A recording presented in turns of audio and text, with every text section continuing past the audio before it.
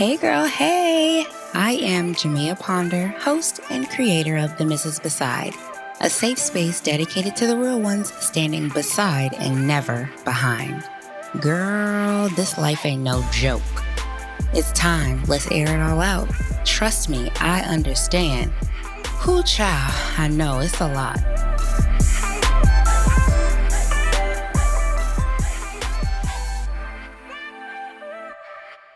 All right. On our show today, we have the amazingly talented Mrs. Meroe Adeeb Tchomobe. Thank you so much for being on the show today, Meroe. Thanks for having me, Jamia. Of course. So quick update. Meroe and I have not physically met in person, but we've seen each other many a time and met on a mutual interest group, and I sort of feel like we connected pretty quickly, and she was gracious enough to accept an invitation to be on the show. So I really appreciate you being here, and I absolutely love the genuine spirit and vibe that you have. So thank you for taking your time. Yeah. I'm excited because I've recently started listening to podcasts. So this is my first podcast interview. So the first of many. Yes. So why don't you tell us about yourself? Okay, so I am officially Meroe Adeeb Tchomobe. I am wonderful African-American diva extraordinaire. It is true, people. It is true. I come from Accokeek, Maryland, which is about 30 minutes south of Washington, D.C. I am a classically trained operatic soprano. So that means that I perform on stages with orchestra and conductors and fancy costumes with a huge set and a big old audience. And that's what I do. So, but aside from that, I'm also married. Actually, my 5-year wedding anniversary is coming up in a few weeks. Yay! And we have a little boy who will be 2 in a month. So I'm very busy, or at least I tend to be very busy. Mm-hmm. These days, I'm more busy in the house because good old Rona. Oh, yeah. Keeping me home, okay? She is. Yeah. So one of the things that sort of threaded you and I together was the fact that both of our husbands are MDs, but they're also foreign med grads. Yes. And so the challenges that a foreign med grad may face or could vary greatly from those of an American med student. So did you guys face any challenges when it came to completing his studies and, eventually matching? Because you did successfully match. You guys are in residency now, right? Yes. Yeah. So I would say, it's always been the whole process has been a challenge. When we met, we were both in undergrad, and he had ideas about going to pharmacy school, but he was working almost full time and also going to school, and kind of the application process just didn't happen. And, he started working after graduating and, was more interested in medical school, but he thought that pharmacy school may have been a quicker route, but he began studying for the MCAT, and it was hard. Okay. So although he was working hard, trying to study, he was also, working 40 plus hours a week, after graduating from undergrad. So it was a struggle, and he wasn't able to get like the top amazing scores that he, planned and meet initially. So he took the MCAT, I think 2 times, and then just went and applied to a ton of schools. And he finally got, I think he got 1 interview at PCOM. Okay. Which we were like, yeah, Pennsylvania, it's right. Cool. And then Ross University came next, followed by St. George's University. And he ended up choosing St. George's University, which is in Grenada. And this was also at the same time that he was applying, I was finishing grad school. Okay. So I finished 1 grad program, and then the next semester, he started med school, and in the middle of that, we got married. Okay. So it was very interesting because we had not ever been living in the same state. When we met, it was just over a summer break, And I was in Louisiana, he was in Maryland, and then I went to grad school in New York, and he stayed in Maryland. We visited each other, and then we got married, and then we separated again. So he went down to Grenada. Well, we went down together, but I chose to not move down there because I just finished grad school. I couldn't just take 2 years off of my career because there's no opera happening in Grenada. Like, Grenada's beautiful, but it's not where you go to sing opera. And for me to take a 2-year hiatus would just be detrimental. Gotcha. And a waste of my time and money that I spent training. So I stayed in the United States and I just traveled and visited while he was down there for 2 years. And now we're in New Jersey, where he did his clinical rotations. It was a challenge with him being an international medical student, but he worked hard. He tried to get high scores. He wasn't, top of his class, but he did good. He had good references and all of that. So, with prayer and hard work, and I think choosing locations for clinical rotations that had a lot of options, that worked in our favor. So I wanted to be close to New York City for, to benefit my career. Right. And there were a lot of spots open. So he was able to get a spot here in New Jersey, and then it wound up that he was able to get residency here in New Jersey too. So we actually didn't we live in the same city that we lived for clinical rotations. We just moved to a bigger apartment. So it's had its challenges, but we know a lot of people that have had it way more bumpy of a journey. So we're just really, really grateful for how smooth it has been. Not flawless, but fairly smooth. And how did you guys, because we all moved together. So that presented its own set of challenges. So how did it work when you guys were apart? I know you said you visited, but it's still not the same when you're married, but you're living separately. Right. So we got married and only lived together for a few weeks before he went to Grenada. And then I went down there with him for about 2.5 weeks. And then I moved back with my parents in Maryland. And I grinded and worked little side gigs and did my opera thing, and I was up and down the East Coast, going from DC to New York all the time, doing what I had to do to show my talent and get jobs. While he was in Grenada, it was honestly the perfect opportunity for us both to focus on our careers without making the other one feel bad about it. Yeah. And there were, of course, times when I cried on the phone, like, I miss you. Because we would go 4 months without seeing each other. That happened a couple of times. And it was really hard, but it was also worth it because I got to focus on myself while still having his support from a distance and vice versa. And then when we came together, it was during a break and we got to celebrate together. That's awesome. Because a lot of people don't get to have that. Right. It's not one thing that we discussed in the very beginning of our relationship, once we decided we we're going to take this seriously, is that neither one of us really had room to complain a lot about the other's career because both of them were going to be really time consuming and demanding and take us away from each other. So we both just kind of agreed like, okay, this is what it is.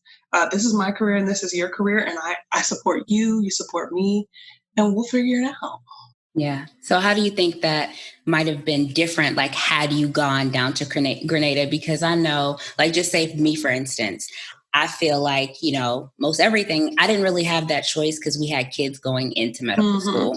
So, I had to do what I had to do. But I think that's so awesome that, you both were able to pursue your passions simultaneously while, making your relationship work. So how did that change when you got back to the States now that you have a little guy? Well, it changed immediately because the second we moved in together, I got pregnant. So I had this big, beautiful plan to move right outside of New York and go do all these auditions and gigs and yada, yada. And then I got pregnant within 30 days of us living with each other. After 2 years of marriage, it had been 2 years of marriage at this point, and us not living with each other, only seeing each other for up to 2 weeks at a time, 3 weeks at a time, and then 4 months, nothing. Okay. And then bam, we're living together. Boom, Straight up pregnant. Okay. So it changed immediately. And it's like, wow, okay, now what? Right. Hey, gonna have to figure out how to do a career with a child. Yeah. And what ended up happening is that, thank God, I have a really supportive family. And I don't know, the Lord works in mysterious ways, because I ended up having the busiest season of my career up to date while taking care of a newborn. Wow. I had the first 4 months of my son's life, I was at home with him. And then after that, it was on. I was gone for a month at a time, me and my mom, traveling, singing, up all night long with this little boy because he wanted to nurse all the time. Okay. And me being exhausted and still having to sing, and not just sing like little cute roles that nobody notices. I'm talking about lead roles. Girl. My first gig after pregnancy was a title role called Swore Angelica. And so how did you do that? Because I know, just now, this is just me, singing like in the choir or whatever, but I know that rest can directly affect your ability or your inability, to carry certain notes, and yes, down to your diet, the types of things that you drink, food that you eat. Well, what I learned is that I can rely on a lot on my vocal technique, and my vocal technique will carry me through fatigue, through sleep deprivation, through illness, allergies, all of those things. So it's nice when you find out, even though I feel like, oh, I'm not singing it like I normally do. And I ask my friends to listen to my recordings, or did that sound okay? And they're like, it's fine. Give yourself a break. You have a 4-month-old. And I'm like, but I can't do it like normal. And they're like, you sound amazing, especially given your circumstances. So, right. And working on it, only God knows how much sleep when you have a newborn. It was really inconsistent because, he was just waking up all the time like they do. So, right. And then you have a husband in clinicals and a career you're still trying to focus on. But one of the things on my sheet here was about building a community and how important it is to have support. And I'm sure, you never stop being a mom is what they say, but you just realize when you become a mom, how much you rely on your mother, even when you're grown. Yes. So to have her support, I can only imagine is such a blessing. I need my mother now more than I did before. I think I spoke to her every day of my pregnancy. Like after I told her I was pregnant, I was like, okay, is this normal? Because I have 2 older sisters, but they haven't had children yet. Gotcha. So, and most of my friends are opera singers, and they don't have kids because they want to focus on their career, and most of them are married and all this kind of stuff. So I really didn't have anyone to talk to except for my mother, who had done it 30 plus years before. But as I spoke to her about it, her memories came flooding back. She's like, yeah, that's normal. And I don't know, I'm just very blessed because, one, I have a mother that is alive and well, had recently retired, and was willing and excited to travel with me because she really loves my career, and she loves seeing the behind the scenes portion of it, as well as the final product on stage. Right. But she really wants to talk to the other people I'm working with and ask what their process is and all of this. So she was gung-ho about being there the whole time and being with my son, because he's her only grandchild. So it was a win-win for her. I was about to say, I know she was eating all that up.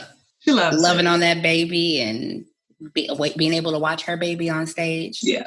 Amazing. She loves it. Amazing.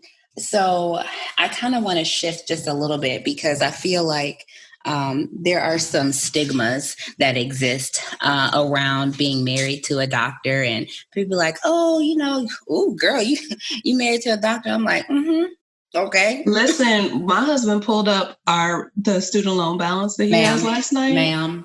And I just happened to come into the room while he had it pulled up. He was like, don't look at the screen. And he was like, actually, like, you can look if you want. And I was like, oh, I thought that's what we had together. Okay, we're going to work it out. Okay. What else we going to do? Right. Just not pay it? I was like, so what you're saying is by the time we'll be fine. Right. What you're saying is by the time I hit submit on the very last payment, I'll hear the trumpet. Da, da, da, da. I gotta be coming back. No. Wheels, backflips, champagne bottles popping. What? All of the things. Yes. And we had to do some exit counseling. You know, they make you put it in, like, do you know how much debt you have? And I was like, okay, all right. But, you know, there's this myth that we live this luxurious life. And it's a lie. It's a whole lie. It's not luxurious at all, especially if you have a child, because your children need both parents. And one of them is at work most of the time. Say it twice. And the other one's trying to work most of the time. Say that 3 times. And I'm like, so you want me to drink water? I gotta exercise. I gotta not smoke crack. I gotta be available for my husband. She's not slacking over here. I don't know about you, but no. But see, this is the person that will post. I just accidentally ran 6 miles today. I'm like, wait, your body told you to do that? Interesting. Okay. But then the aftermath was go and sit down for 4 days because you can't move now, sis. Now look what you've done. That's what you've done. Yeah, right. Today was a rest day because he had us doing sprints. And then I ran 2 miles after that. Whole mistake.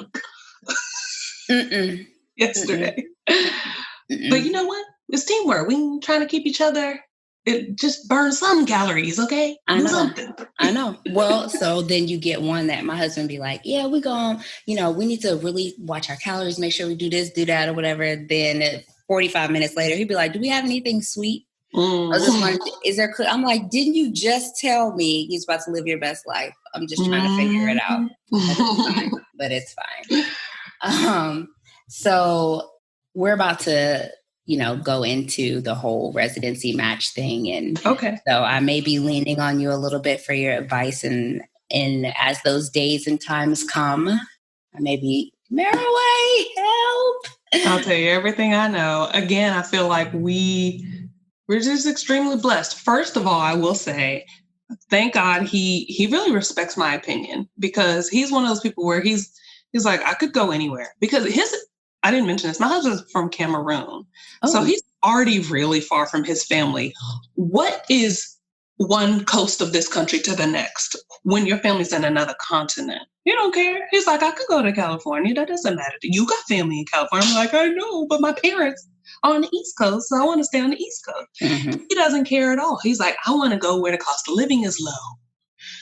You have a point there. Mm-hmm. So he really allowed me a lot of power to help say, I'm willing to live in these states. Yeah. Not those states. Right. Because this is what I need for my career. Because the truth is, I bring in money too. Okay? Yeah. I'm not just, living off of him. Right.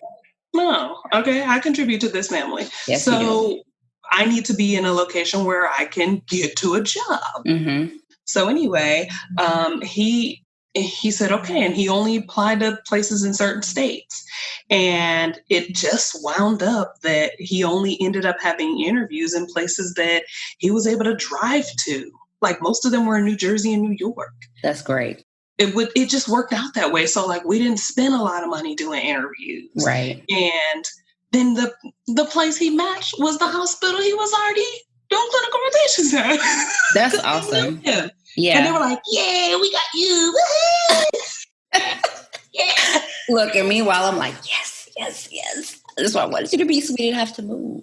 Because it's so much back and forth in this journey. Like, if I can keep my kids as consistent as possible, like, that's all I want. Because we've had so much back and forth, so many things. We had to move this place and move that place and this place.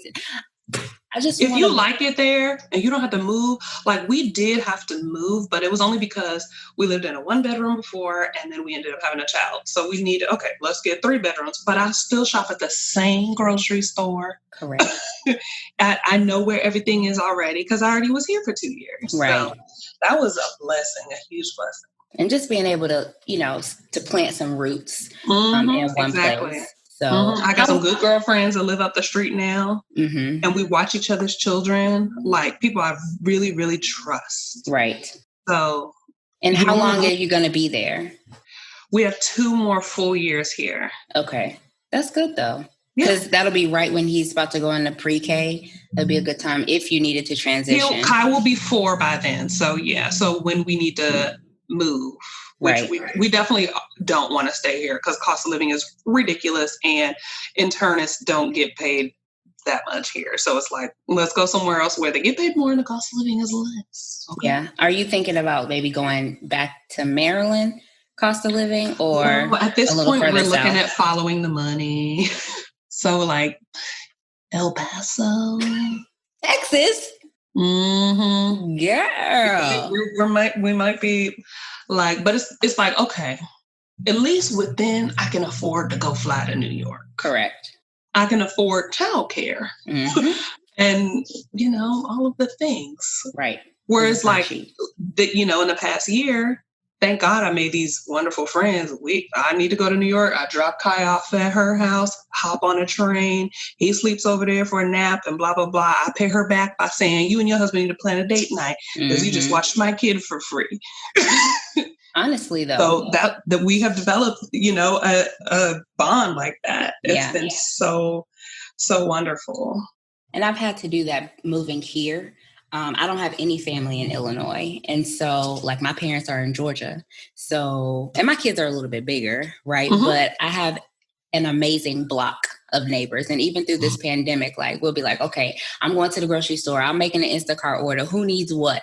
You know what I mean? Or I'm going out, who needs what? And we'll pick up something for somebody else. So it's so important to wherever you are, even when you go to El Paso or, wherever you are to build a community, especially if you don't have family in that area, because it can be lonely and it can be taxing. And, the more children you add to it, any equation. Okay.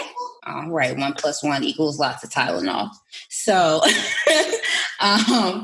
as a final question for you here today, I wanted to find out, and I plan to ask this as we close each interview, what does the Mrs. Beside mean to you? And how has that applied in your marriage, to your husband, and just in your personal stance in life?